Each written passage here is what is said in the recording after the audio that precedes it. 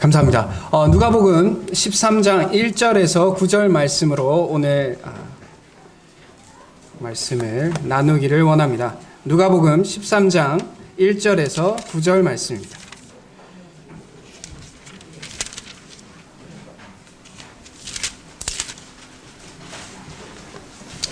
한 절씩 교독하도록 하겠습니다. 제가 먼저 읽겠습니다. 그때 마침 두어 사람이 와서 빌라도가 어떤 갈릴리 사람들의 피를 그들의 제물에 섞은 일로 예수께 아뢰니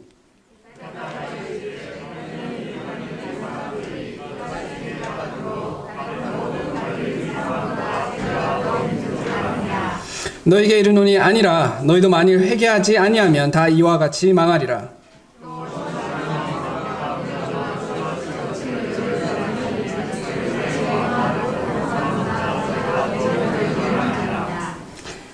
너에게 이르노니 아니라 너희도 만일 회개하지 아니하면 다 이와 같이 망하리라.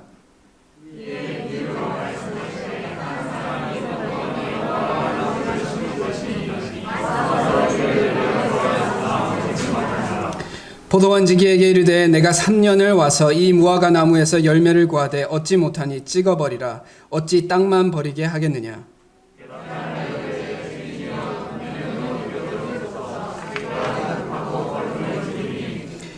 이후에 만일 열매가 열면 좋거니와 그렇지 않으면 찍어버리소서 하였다 하시니라. 아멘. 오늘 이 말씀이 이 시대를 살아가는 저에게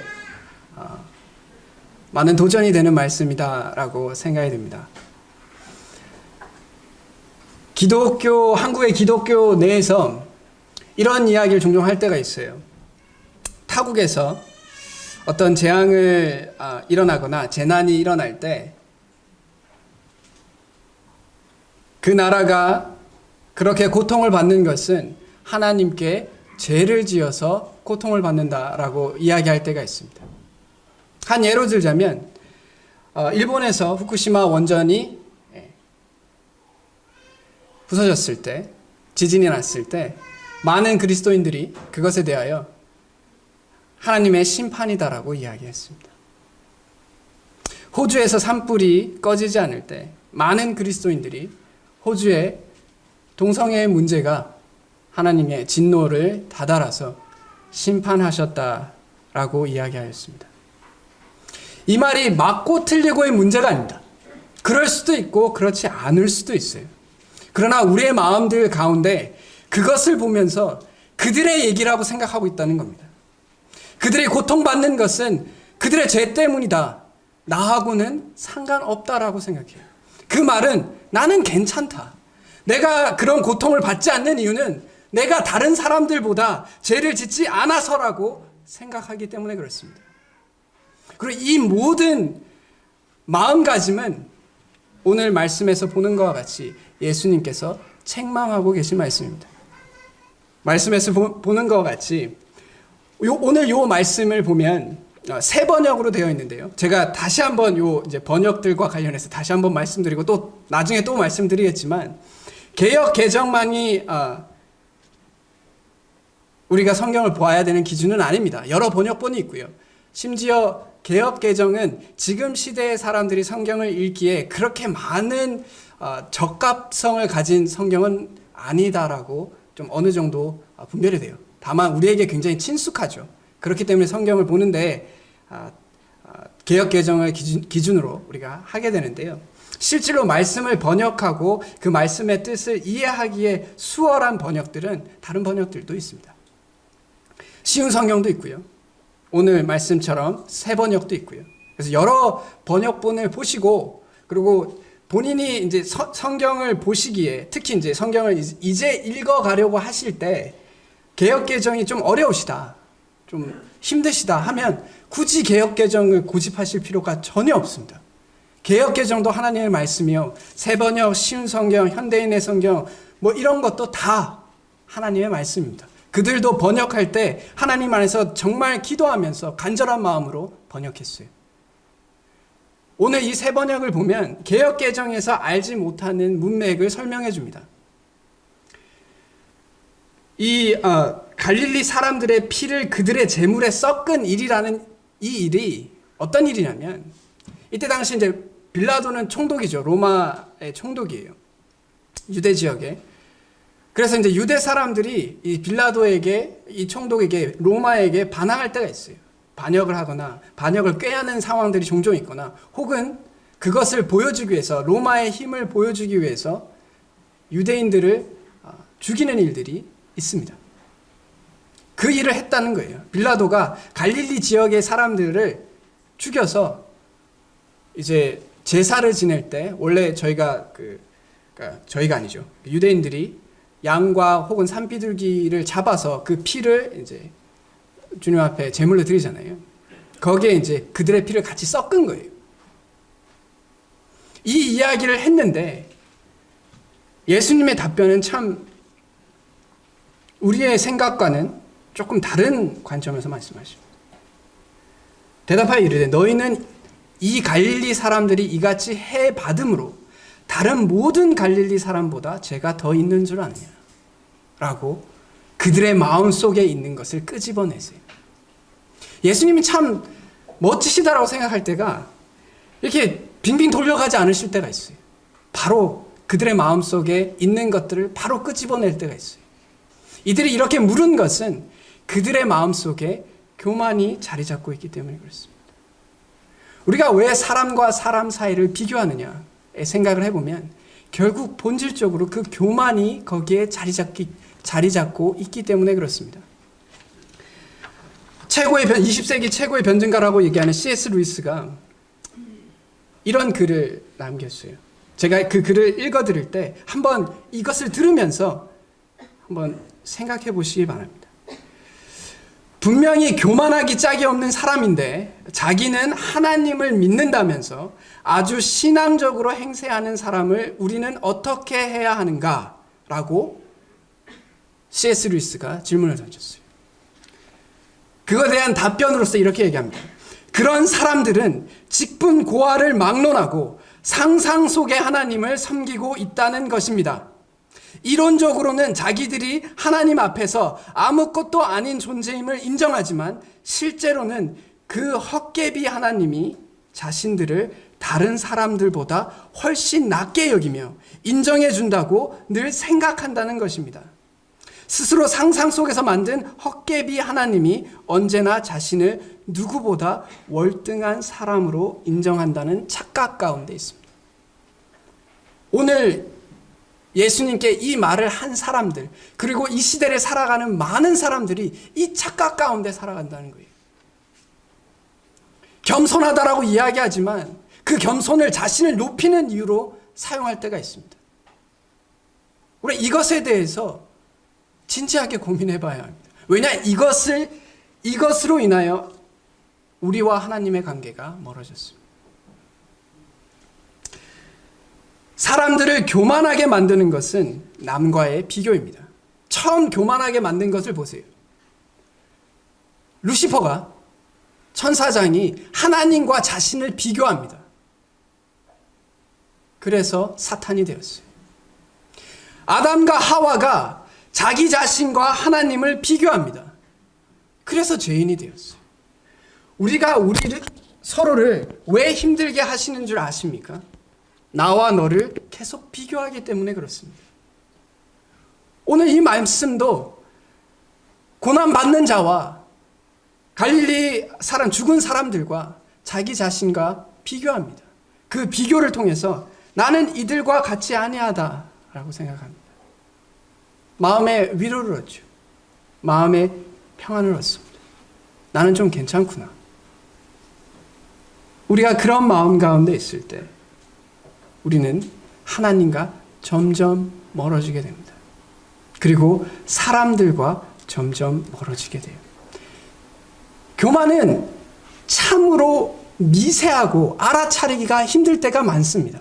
자기 자신이 교만한 것을 알아차리기가 힘들 때가 많고요. 그러나 다른 사람의 교만은 알아차리기가 너무나 쉽죠. 그것만 봐도 우리가 얼마나 교만한 사람인가에 대해서 생각하게 됩니다. 고난을 받는 것은 죄 때문이다. 사람들이 생각을 해요. 항상 그렇지 않습니다.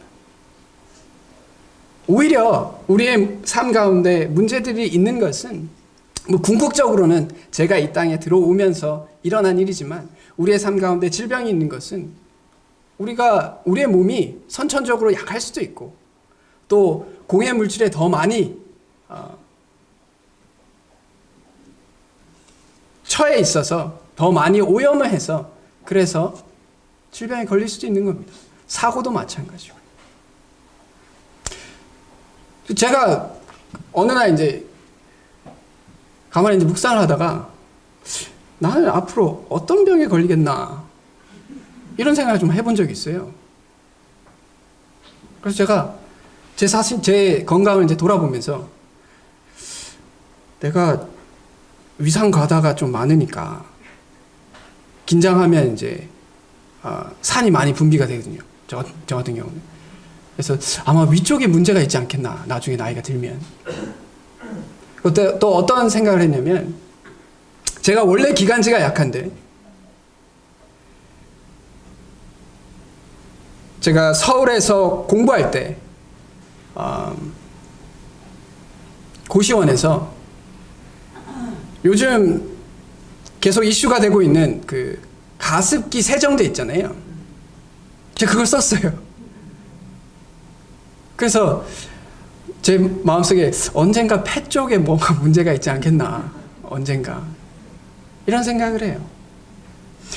고난이 꼭 죄에 의해서 오는 것이 아닙니다. 서로 그렇다 하더라도 그 고난을 바라보는 입장의 차이가 있을 뿐이지 여기서 말씀하시는 것처럼 우리보다 나보다 다른 사람이 더 죄가 있어서 그런 고난을 겪는 것이 아닙니다. 그런 등식이 항상 성립되는 것이 아니에요. 만약에 그렇다고 하면 여러분들은 이 사실에 대해서 놀라야 합니다. 우리가 멀쩡하다라는 사실에 대해서. 우리가 날마다 짓는 죄들과 우리가 생각하는 죄들과 행동하는 죄들에 대해서 하나님께서 심판하지 않는 이 사실이 정말 놀라워야 합니다. 우리가 놀라워해야 할 것은 다른 사람이 아픈 것이나 다른 사람이 고난 가운데 있거나 사고가 있는 것이 놀라는 것이 아니라 내가 이렇게 살아도 멀쩡한 것이 놀라워야 해요. 그러니까 제발 그런 것을 통하여 자신을 더 낮게 여기지 마십시오. 오히려 나 역시 주님께서 은혜를 베푸시지 아니하시면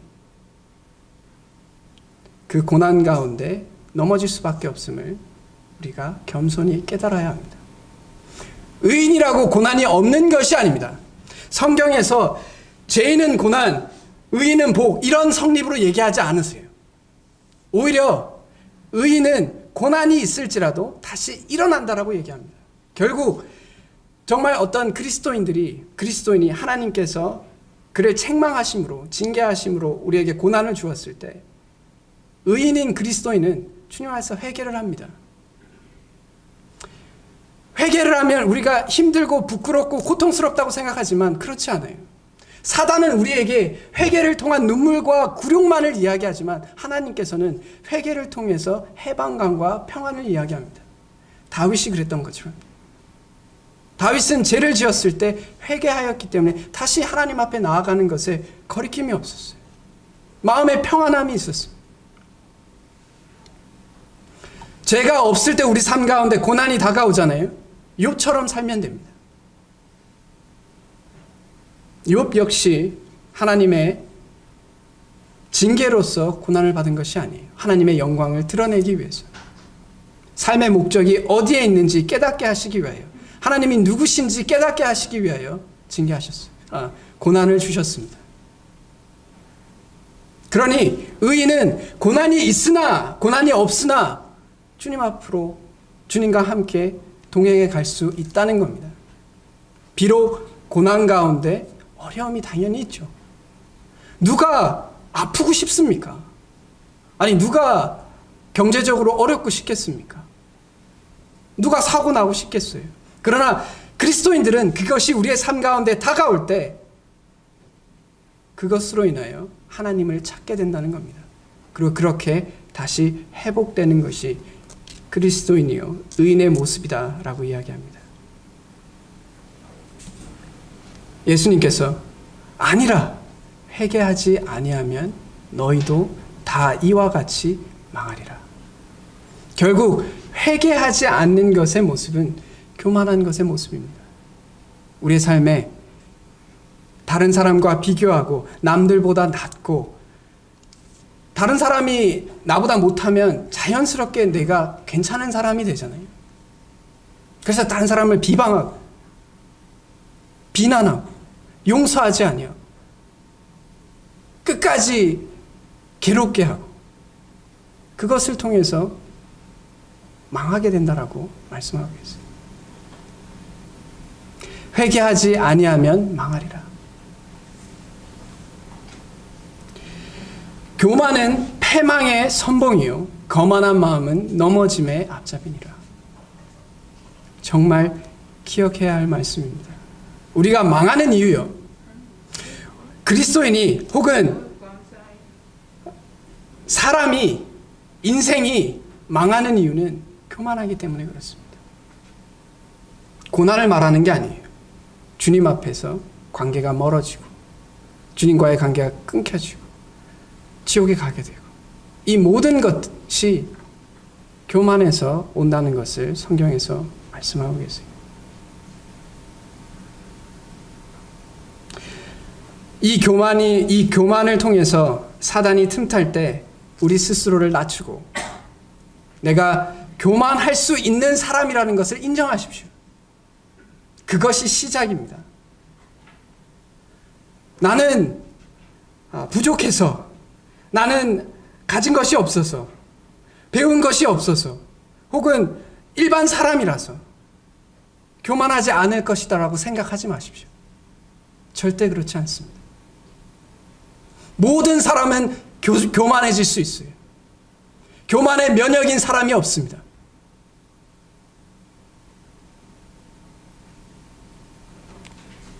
다른 사람을 정죄하거나 다른 사람보다 내가 낫다라고 여길 때 우리 스스로 나는 지금 교만 가운데 있다는 것을 기억해야 합니다.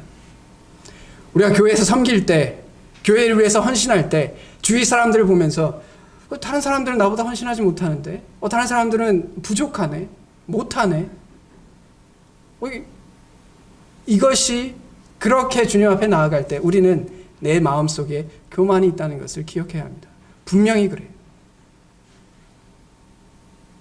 제가 왜 이것을 잘 아느냐? 제가 그런 유혹들을 많이 받기 때문에 그렇습니다. 주님 안에서 열심히 사는 사람들에게 다가오는 유혹들이 그런 유혹들입니다.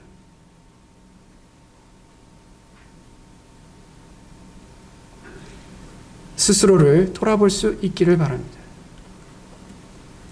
교만하면 망합니다. 교만하면 우리의 인생이 망해요. 기억하십시오. 교만하면 망하십니다. 두 번째, 회개하지 아니하면 망한다는 말씀의 모습을 이야기하기를 원합니다. 회개라는 것은 히브리어로 슈브라는 말입니다. 그 뜻은 돌아가다라는 뜻이에요. 결국 내가 가고자 하는 방향이 틀렸다라는 것을 인정하고 그것이 교만함을 내려놓는 겁니다. 내가 틀릴 수 있구나. 나라는 사람은 틀릴 수 있구나. 그것을 인정하는 겁니다.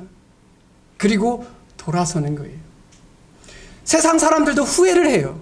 그러나 그 사람들은 하나님께 돌아가지 않습니다. 그냥 다른 것을 찾죠. 아, 내가 이렇게 실패한 것은 다른 이유가 있어서 그렇구나. 하나님 말고 또 다른 것을 쫓아가요. 세상의 다른 우상으로 돌아갑니다. 성경에서 회개는 하나님께로 돌아가는 것을 말해요. 자기 자신에게 소망을 가지는 것이 아니라 하나님께 소망을 두는 것을 회개라고 말합니다. 그래서 왜 회개가 어렵냐면 자기 자신에게 소망을 두기 때문에 회개가 어려운데요. 방어기제라는 말 혹시 들어보셨는지 모르겠는데 사람들이 자기 자신을 다른 사람으로부터 보호하기 위해서 하는 행동들이 있어요. 그 보호의 내용이 어떤 보호의 내용이냐면 자신의 자존심, 자신의 정체성, 자신의 기분, 이런 것을 보호하기 위해서 자기 자신을 보호하는 장치들이 있습니다. 그걸 방어기제라고 이야기해요. 그래서 방어기제의 모습들은 누군가가 나를 이제 공격한다라고 생각하거나 나의 가치를 떨어뜨린다고 생각하면 행동하는 모습들이 있어요. 어떤 사람은 화를 내기도 하고요. 어떤 사람은 허세를 부리기도 하고요. 어떤 사람은 거짓말을 하기도 하고요. 어떤 사람은 단절을 하기도 합니다. 그것을 통해서 나라는 존재가 다치는 것을 원하지 않아요. 이것을 잘 한번 생각해 보세요. 우리가 사람들과 대하고 사람들과 교제해 가면서 나는 어떤 방어 기제를 가지고 있는지에 대해서 한번 묵상해 보십시오. 누군가가 나의 체면이나 나의 가치를 낮추는 것처럼 여겨질 때 나는 어떤 태도를 취하는지에 대해서 한번 바라보십시오. 방어 기제의 아주 단적인 예를 드려볼게요. 아내가 청소를 부탁을 했어요. 근데 제가 청소를 안 했습니다. 그래서 아내가 이제 별말 안 했는데, 그러니까 아내가 밖에 나갔다가 이제 들어오면서 집안을 한번 이제 이렇게 한번 훑어봅니다.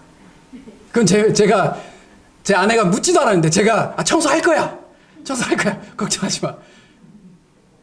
스스로 찔려서 제 자신을 보호하기 위해서 내가 아내의 부탁도 들어주지 못하는 그런 부족한 인간이라는 것을 드러내기 싫어서 스스로 먼저 이야기합니다. 제가 교회에서 못 보시는 분들에게 안부차 전화를 드리면 죄송합니다. 저한테 그냥 잘 계세요 그러면 아이고 죄송해요 라고 먼저 얘기하세요. 제가 그거 한 번도 안 물어봤거든요. 교회 왜 안 오세요 라고 안 물어봤거든요. 혹은 이번 주에 나가요 라고 얘기를 하세요. 안 물어봤거든요. 마음속에 그런 것을 보호하고 싶은 거예요. 나는 그런 사람이 아니다. 우리 마음속에 다 그런 게 있어요.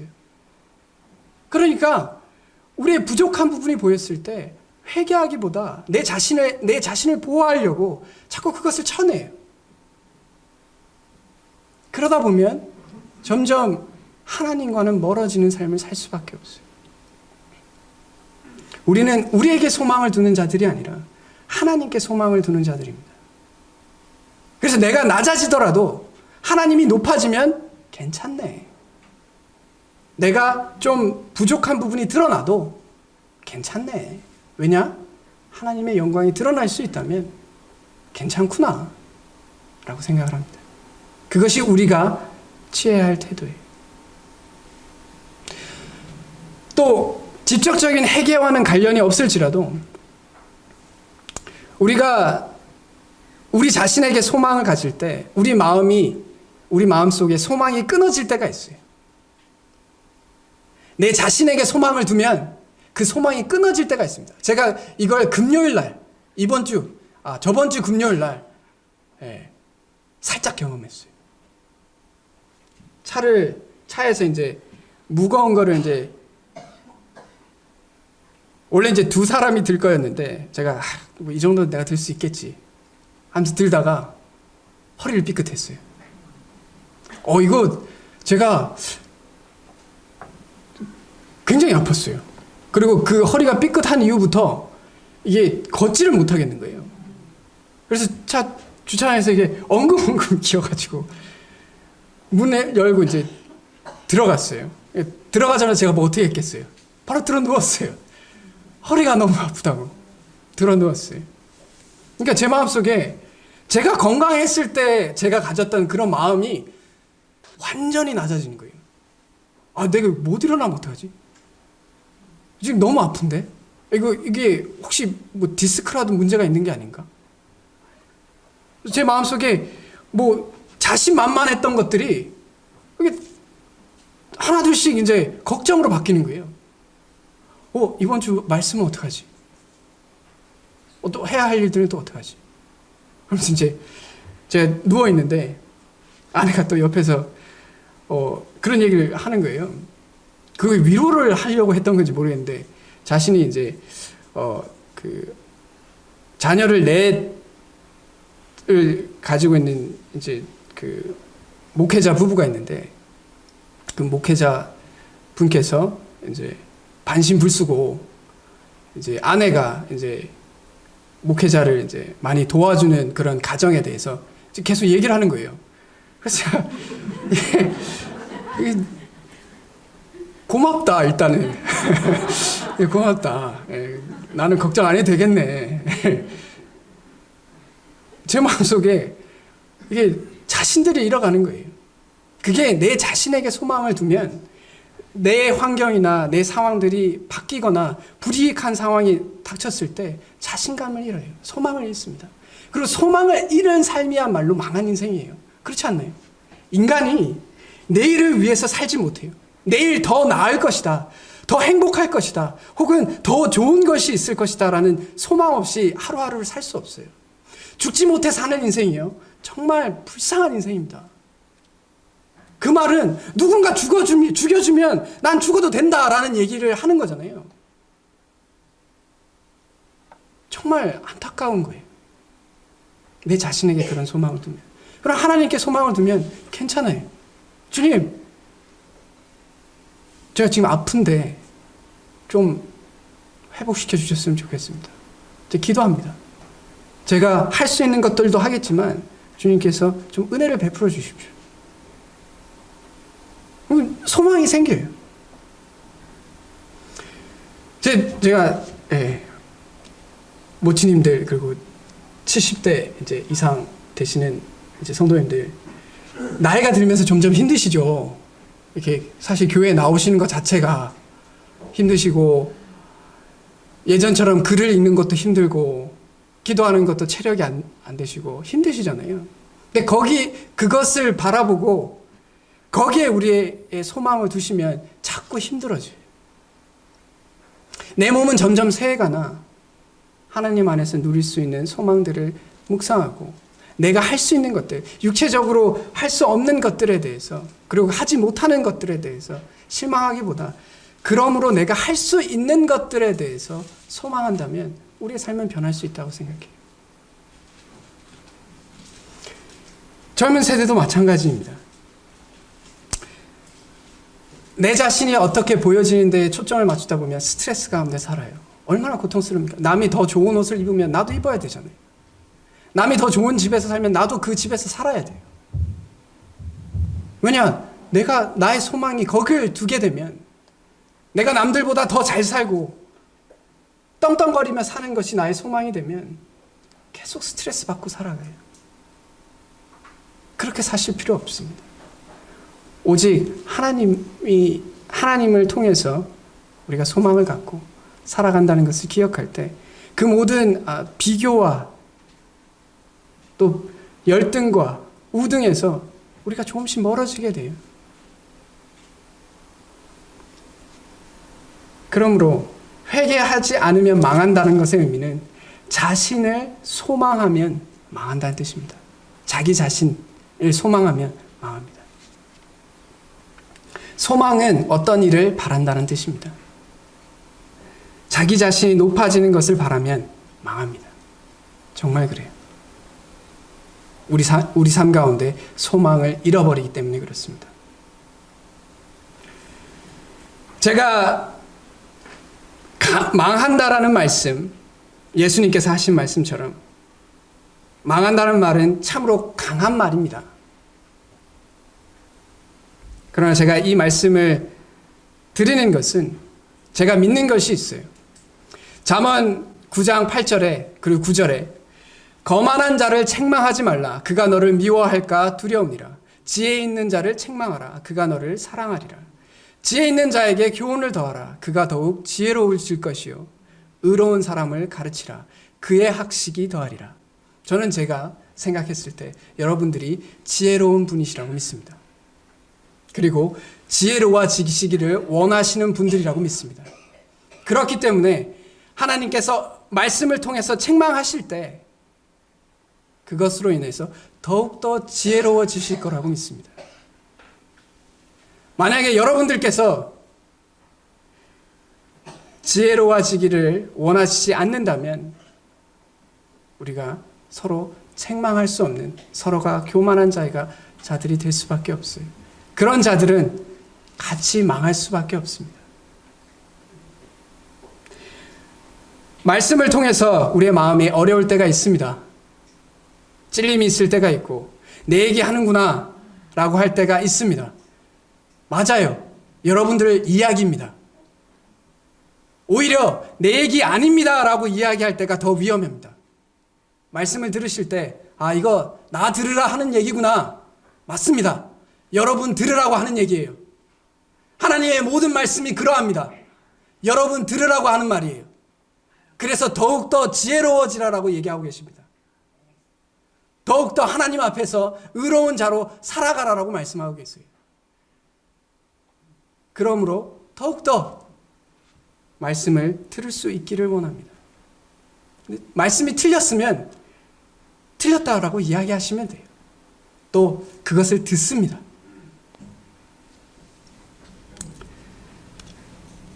이제 세 번째, 회개하지 않으면 망하는 모습을 보여드리겠습니다. 비유의 말씀인데요. 한 사람이 포도원에 무화과 나무를 심는 것이 있더니 그 열매를 구하였으나 얻지 못한지라. 왜 포도원에 무화과 나무를 심는지를 궁금하실 수 있겠는데요. 이때 당시에 이렇게 하셨대요. 포도원에 여러 과일들을 심었어요. 그래서 무화과 나무를 심었습니다. 근데 문제는 3년, 보통 무화과 나무에서 열매를 얻는데 3년이 걸려요. 근데 열매를 못 맺는 거예요. 그래서 주인이 하는 말이, 내가 이 터에 무화과 나무 말고 다른 과실들을 심었다면 이 땅을 버리는 것이 아니지 않느냐.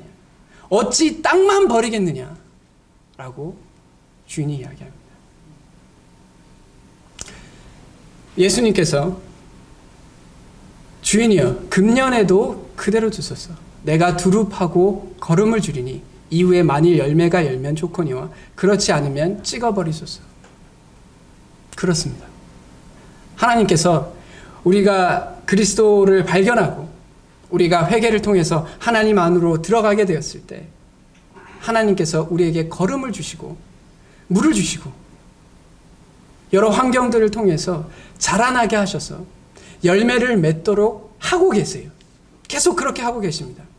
환경과 말씀과 기도와 교제를 통해서 우리가 계속해서 열매를 맺도록 하고 계세요.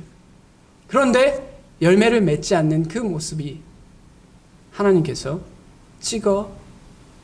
찍어서 버리겠다라고 이야기하십니다. 회개에는 열매가 따라와요. 반드시 그렇습니다. 왜냐? 돌아서거든요. 나의 삶이 틀렸고 하나님께로 나아가는 것이 옳다는 것을 발견하게 됩니다. 돌아가면서 회개의 열매들이 생길 수밖에 없어요. 예수님께서 우리에게 열매 없음을 책망하실 때가 있습니다. 믿는 자나 믿지 않는 자나 열매 없음에 대해서 우리의 양심에 찔림이 있어야 합니다. 나는 구원받았으니까 열매 없어도 괜찮겠지. 아닙니다. 우리가 그 구원에 대해서 진지하게 고민해 보아야 합니다. 분명히 하나님께서 이렇게 노력하고 계세요. 3년 동안 기다리고 또 기다리고 계세요. 그런데도 열매가 없어요. 우리가 고민해 보아야 합니다. 도대체 뭔가? 우리에게 하나님께서 날마다 나를 더해 주시는 것은 이런 것처럼 우리에게 기회를 계속해서 주고 계세요. 하나님께서 우리에게 베푸시는 가장 큰 은혜 중에 하나는 기회를 계속해서 주고 계세요. 주님의 누군지, 우리의 연약함이 어떠한지 그것을 깨닫게 해주시는 위로를, 그 기회를 계속해서 주세요.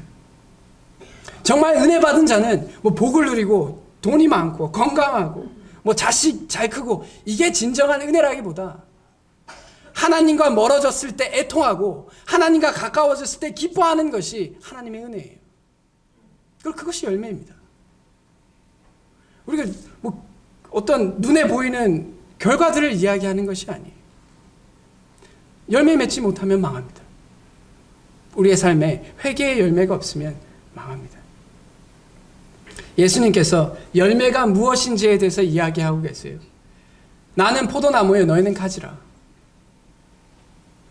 결국 포도나무에 가지가 붙어 있으면 포도가 열리겠죠. 우리가 구원을 받았다면 우리의 삶 가운데 예수님의 모습이 드러나야 합니다. 그것이 열매예요.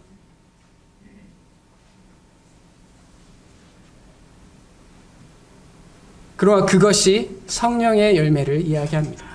우리의 성품 가운데 사랑이 있고 우리의 성품과의 기쁨과 화평과 인내와 친절과 선함과 신실함과 온유함과 절제함이 있을 때 우리는 하나님의 열매를, 예수 그리스도의 열매를, 성령의 열매를 맺어가고 있는 것입니다. 우리가 그렇게 맺어갈 수 있는 저희들이 되었으면 좋겠습니다. 그렇게 해갈 때 우리 안에서 망하지 않는 인생이 됩니다. 그러므로 회개는 겸손히 하나님을 소망하며 그리스도를 닮는 것이 회개입니다. 제가 회개에 대해서 굉장히 자주 이야기하고 있다는 걸 제가 잘 알고 있습니다. 왜냐? 성경에서 회개에 대해서 정말 많이 이야기하고 있기 때문에 그렇습니다. 오늘 말씀처럼 예수님께서 회개하지 않는 자가 망한다고 했어요. 우리 인생이 주님 안에서 흥하시기 원하시면, 영적으로 성공하시기 원하신다면 회개하는 인생이 되어야 합니다. 겸손히 나의 연약함을 알고 하나님을 소망하며 우리의 삶 가운데 그리스도를 닮아가는 것이 회개의 모습입니다. 회개의 아이콘이라고 하는 탕자의 비유를 통해서 오늘 말씀을 마치도록 하겠습니다. 탕자는 자신이 굉장히 낮아지게 된 것을 발견하게 돼요. 잘 살다가 지엽 열매를 먹고 살 수밖에 없는, 부정한 동물이라고 얘기하는 돼지를 칠 수밖에 없는 존재, 아주 쓰레기 같은 존재라는 것을 발견하게 됩니다. 그걸 깨달아요. 깨닫고 고개를 들어 아버지에 대해서 생각합니다. 내가 아버지 집에 가면 잘 먹고 잘 살 텐데, 내가 소망을 둬야 할 것은 아버지인데 아버지께로 돌아가야지 라고 생각합니다. 그리고 마지막으로 그가 했던 것은 실질로 그 회개의 열매를 맺었어요. 이에 일어나서 아버지께로 돌아갔다라고 얘기합니다. 신앙생활 가운데 후회들이 많이 남을 거예요.